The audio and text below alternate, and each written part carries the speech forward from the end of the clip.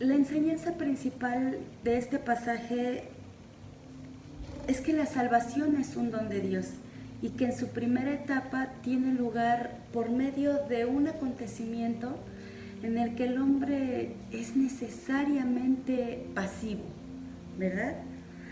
Una persona no puede hacer nada en cuanto a su propio nacimiento. Ninguno de nosotros decidimos dónde ni cuándo nacer. Esta enseñanza lo vemos en el Nuevo Testamento. En el Antiguo Testamento también se habla frecuentemente de esta doctrina de la regeneración.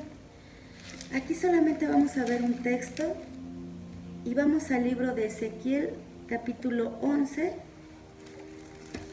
versículo 19. Y vamos a ver qué nos dice. Hermanos, ¿quién es el que da un corazón y un espíritu nuevo?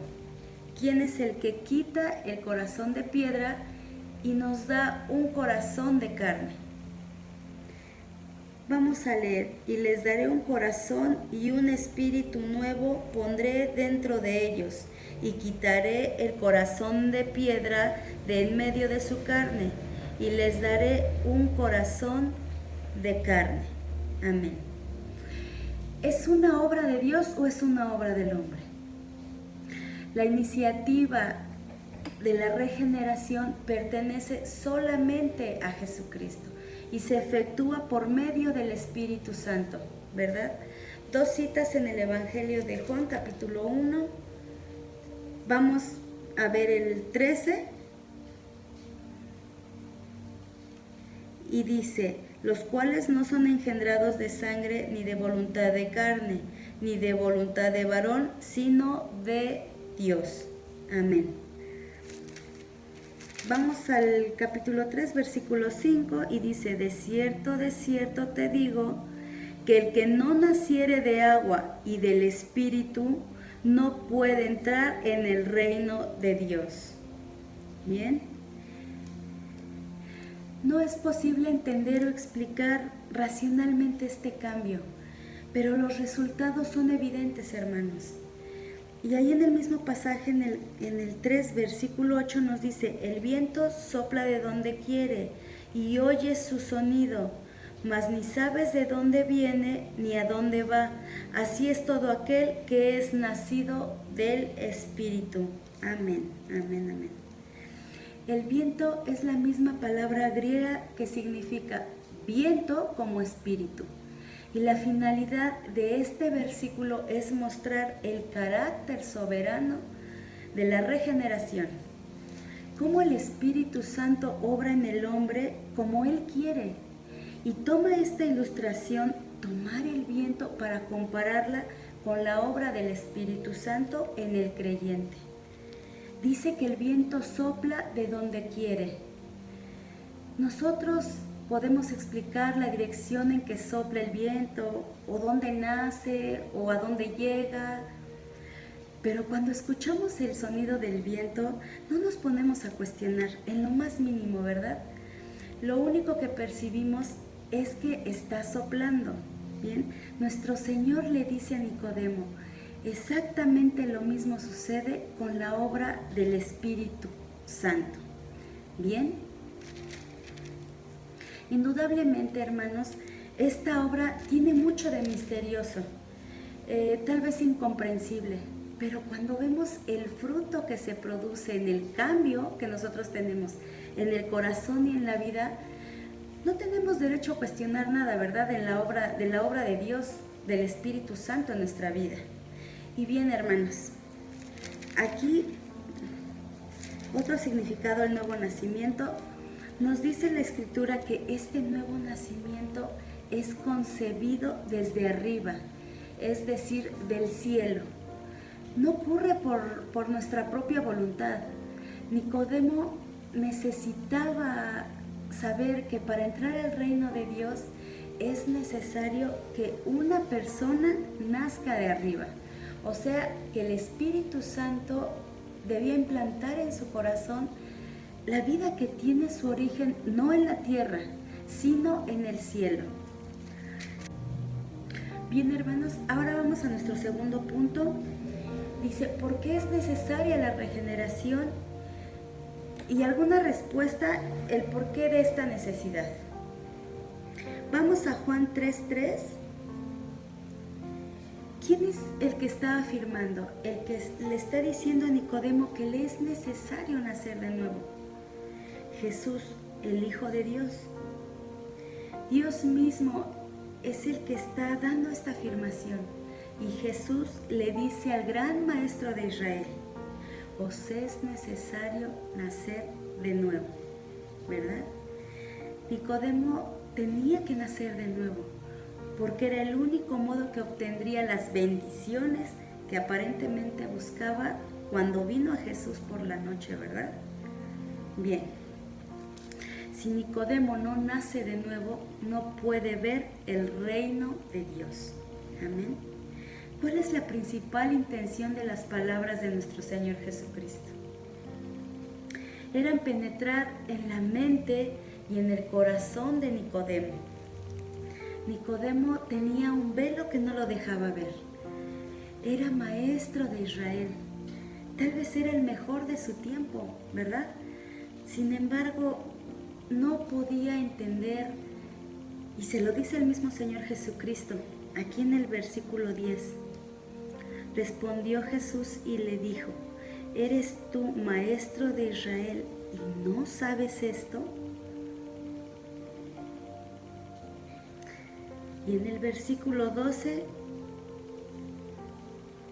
si no entiendes las cosas terrenales que yo te he enseñado, ¿cómo puedes entender las cosas celestiales, verdad?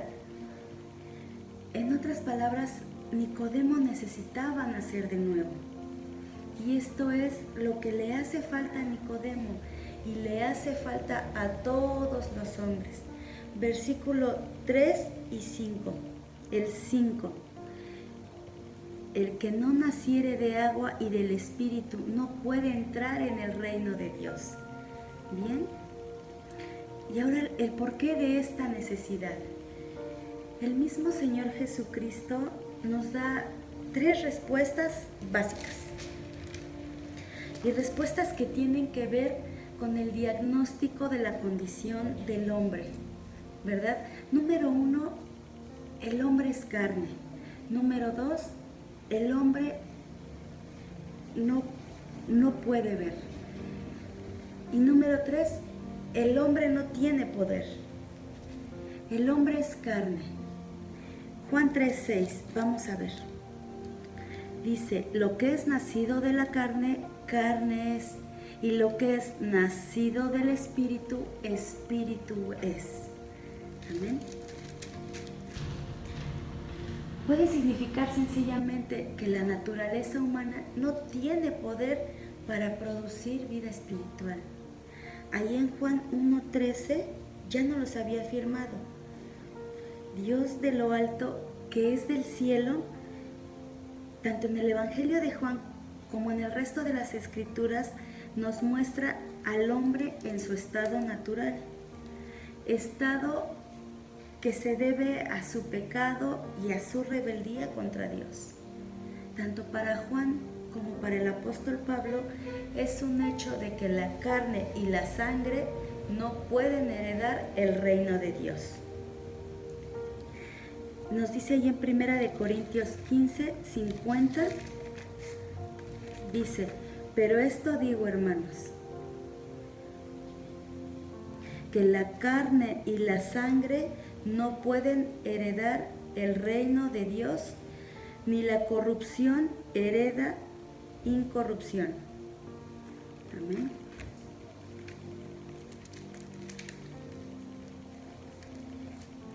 Solo la obra del Espíritu Santo nos puede llevar al reino del Espíritu, al reino de Dios, ¿verdad? El hombre no puede ver, ¿verdad? Juan 3:3. El que no naciere de nuevo no puede ver el reino de Dios. En otras palabras, el hombre no puede reconocer, no puede apreciar El hombre no puede comprender el significado del reino de Dios. Así tratáramos con nuestras fuerzas. Bien, hermanos, vamos al tercer punto. El hombre no puede escuchar, está en tinieblas, el hombre es carne y no tiene poder.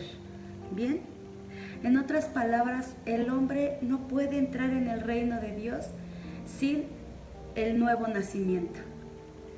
Nos dice Romanos 5:6. Porque Cristo, cuando aún éramos débiles, a su tiempo murió por los impíos. Amén. En otras versiones se lee cuando aún éramos inútiles, es decir, que no podíamos hacer nada. Primera de Corintios 2:14. Dice que la mente carnal está en enemistad contra Dios y no quiere hacer ni puede hacer la voluntad de Dios. Romanos capítulo 8, versículo 7 y el 8.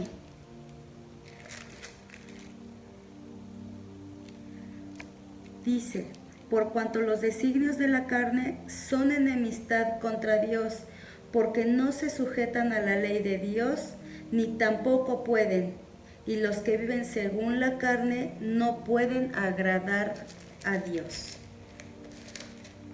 Por eso, hermanos, la enseñanza bíblica subraya que la salvación es totalmente por gracia. Y bueno, la única cosa que necesitamos es precisamente la única cosa que nosotros no podemos hacer, ¿verdad? Solo Dios nos puede dar el renacer espiritual. Bien, hermanos, y bueno, vamos a entender, ¿verdad? Vamos a saber que el nuevo nacer no es de nosotros, viene solamente de Dios, pero que nosotros también tenemos que estar prestos, ¿verdad? Prestos al llamado de nuestro Señor, ¿verdad que sí? Y bueno, entonces, hermano, lo que nos resulta o nos resta es, ¿hemos nacido de nuevo? Si decimos ser miembro del reino de Dios, debe ser por un nacimiento espiritual. En otras palabras, si somos cristianos, solo puede ser porque Dios ha intervenido grandiosamente y lo ha hecho dándonos nueva vida.